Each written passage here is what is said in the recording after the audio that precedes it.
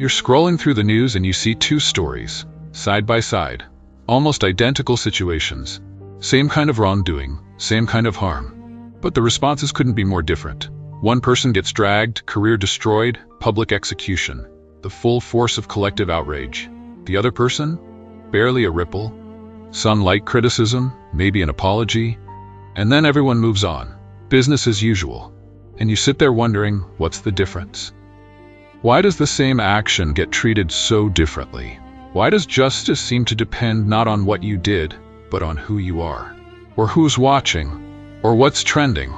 And you start to notice this pattern everywhere, not just in the news, in your workplace, in your friend group, in your own family. Rules that apply strictly to some people and loosely to others. Standards that shift depending on who's being judged. Justice that bends to accommodate certain people while crushing others for the same thing.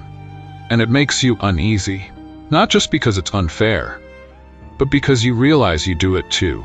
You're harsher on some people than others. You excuse behavior from people you like that you'd condemn in people you don't. Your sense of justice isn't consistent, it's selective, and you don't even notice you're doing it most of the time. There was a philosopher, Arthur Schopenhauer, who thought a lot about this, about why humans are so bad at being fair, so bad at applying principles consistently. And he came to an uncomfortable conclusion. He said justice, real justice, doesn't exist in human nature. What exists is will, self-interest.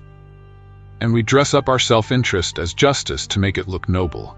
We don't actually want fairness. We want outcomes that benefit us or the people we identify with, and we call that justice. We don't actually want consistent principles. We want principles that work in our favor. And when they don't, we quietly ignore them, or reinterpret them, or find exceptions. And we do all of this while genuinely believing we're being fair. That's the really uncomfortable part. We're not lying.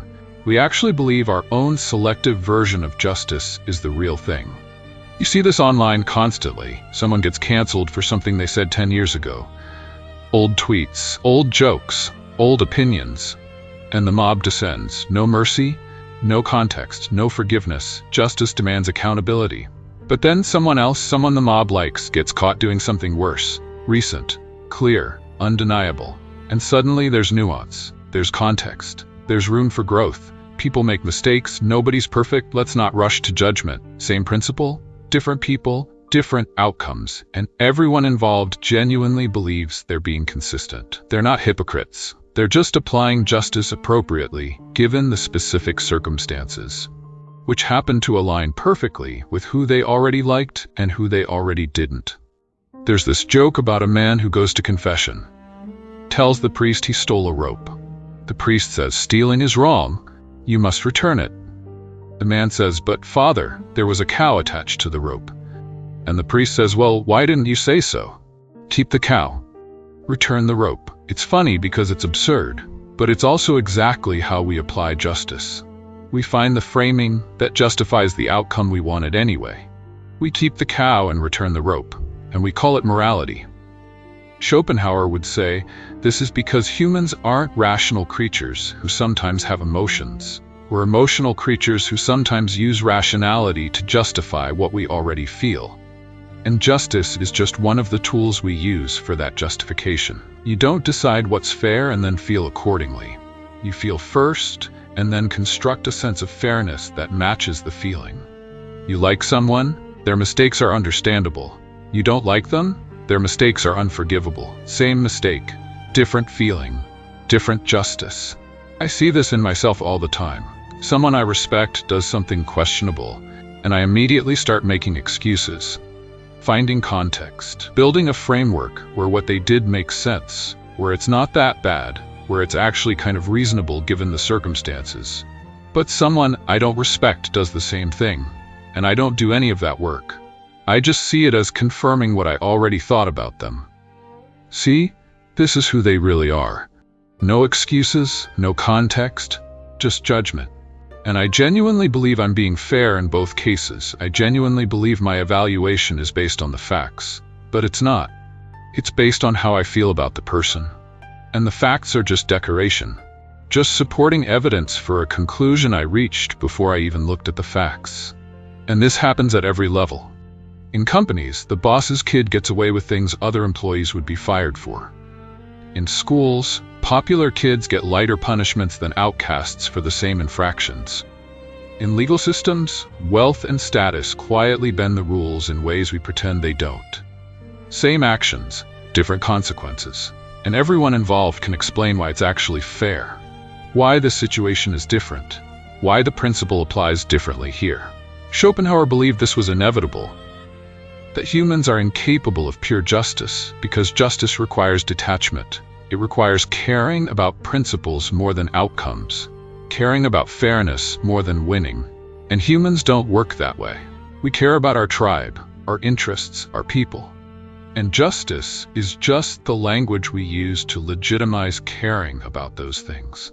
Which means when you hear someone invoking justice, you shouldn't ask if they're right. You should ask who benefits, who's in their tribe, who they're trying to protect or punish. Because the justice is almost certainly selective, tailored, designed to produce the outcome they wanted before they even started talking about principles. And here's where it gets really uncomfortable. You can't escape this by being more aware of it. You can see the pattern, you can recognize it in others, you can even catch yourself doing it. But you can't stop, because stopping would require caring more about consistency than outcomes. And your brain doesn't let you do that. It's wired to care about outcomes, about winning, about protecting your interests and the interests of people like you. So you keep applying justice selectively. You keep finding reasons why your side deserves mercy and the other side deserves punishment for the same thing. And you genuinely believe you're being fair. You genuinely believe you're following principles. You genuinely believe your version of justice is the real one. There's this thing that happens in online arguments. Someone gets caught in a clear double standard. They said one thing about one person and the opposite thing about another person in an identical situation. And instead of admitting the inconsistency, they dig in. They explain why it's actually not inconsistent. Why the situations are different in some crucial way. Why their position is perfectly coherent if you just understand the nuance. And they're not lying. They're not consciously being dishonest. They genuinely see the distinction. Their brain genuinely constructed a framework where their inconsistent positions make perfect sense. Because that's what brains do. They make sense of things in ways that protect the self, that justify the tribe, that preserve the feeling of being right. Schopenhauer would say that's the human condition. We're trapped in our own perspective, trapped in our own will. And we can't see justice clearly because we can't see anything clearly. We only see through the lens of what we want, what we fear, what serves us. And we call that clear sight. We call it justice, we call it truth. But it's not. It's just will, dressed up, performing, pretending to be something higher. And maybe that's okay. Maybe that's just how it is. Maybe demanding pure justice from humans is like demanding water to be dry. It's asking for something the nature doesn't allow. Maybe selective justice is the only kind there is, and recognizing that doesn't fix it. Doesn't make you better, doesn't make you more fair. You're still going to be harder on your enemies than your friends. Still going to find reasons why your side deserves exceptions. Still going to believe you're being consistent while applying completely different standards.